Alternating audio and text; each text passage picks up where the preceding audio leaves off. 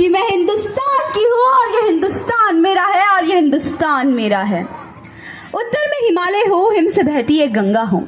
उत्तर में हिमालय हो, हिम से बहती है गंगा हो। जन्नत हो कश्मीर जैसा अद्भुत अखंड नालंदा हो। हे ईश्वर जन्म दो दोबारा तो भगत सिंह सुखदेव बनूं। बस वतन हो हिंदुस्तान मेरा, हाथों में ये तिरंगा लूं, हाथों में ये तिरंगा लूं। With this, a very good morning to all, honorable chief guest, respected principal sir and ma'am, all observers and my dear friends.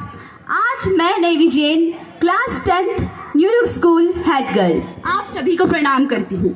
आज हाथ जोड़कर अपना परिचय इसलिए दे रही हूँ क्योंकि हाथ जोड़कर अपना परिचय देना यह हमें विरासत में मिली हमारी भारतीय संस्कृति की पहचान है। सन 1947 में इसी दिन को हमें ब्रिटिश हुकूमत से आज़ादी मिली थी और यह आज़ादी हमें यूं ही नहीं मिली थी। इसे पाने के लिए, इसे प्राप्त करने के लिए हमारे कई स्वतंत्रता सेनानियों ने अपने पूरे जीवन को समर्पित कर दिया था और कुछ ने तो अपने प्राण तक न्यौछावर कर दिए थे। इनमें से एक थे वीर सुखदेव। आपको यह जानकर आश्चर्य होगा कि जब उन्हें फांसी की सजा दी गई थी तब उनकी उम्र मात्र 18 वर्ष थी और जब उन्हें फांसी की सजा दी जाने वाली होती है उसके एक दिन पहले उनकी माँ उनसे मिलने आती है और वो कहती है कि बेटा तू मुझे इतने में ही छोड़कर चला जाएगा, कि बेटा तू मुझे इतने में ही छोड़कर चला जाएगा, तेरी उम्र ही क्या है। इसका सुखदेव बड़ा ही सुंदर जवाब देते हैं, सुनिएगा। वह कहते हैं कि माँ आज मुझे जाने दे, कि माँ आज मुझे जाने दे। आज अगर एक सुखदेव जाएगा तो कल हजारों सुखदेव जन्म लेंगे और अपनी मातृभूमि का ऋण चुकाएंगे। उनमें एक नशा था देशभक्ति का, एक नशा था देश प्रेम का। उसी नशे को मैंने शब्दों में पिरोना चाहा है कि कुछ नशा है तिरंगे की आन का, कुछ नशा है मातृभूमि की शान का।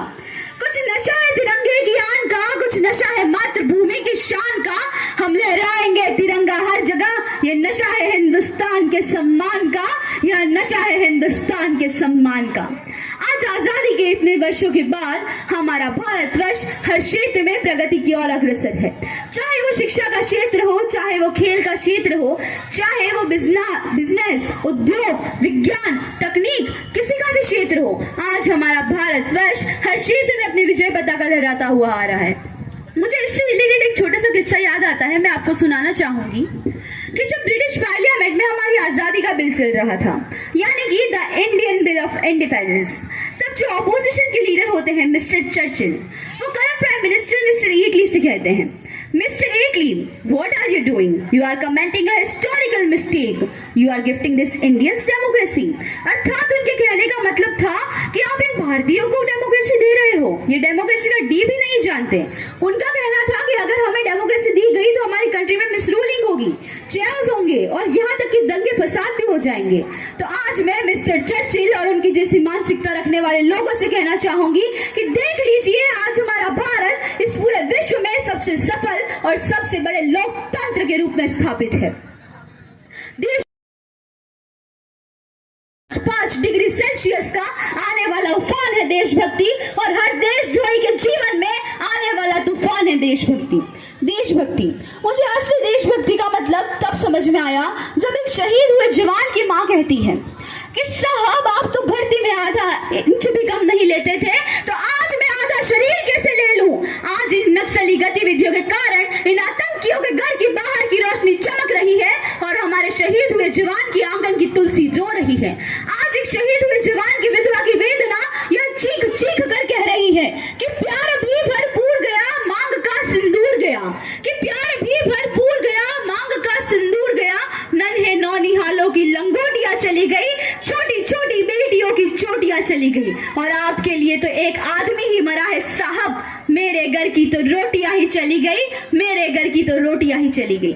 मुझे याद आती है अटल बिहारी वाजपेयी जी की पंक्तियां कि 15 अगस्त का दिन कहता है आजादी अभी अधूरी है, सपनों का सच होना बाकी है, रावी की शपथ न पूरी है, दिन दूर नहीं खंडित भारत को फिर से अखंड बनाएंगे, गिलगित से गारो पर्वत तक आजादी का पर्व मनाएंगे, आजादी का पर्व मनाएंगे।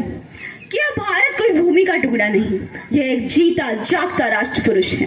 ये वंदन की धरती है, यह अभिनंदन की धरती है, ये अर्पण की भूमि है, यह तर्पण की भूमि है।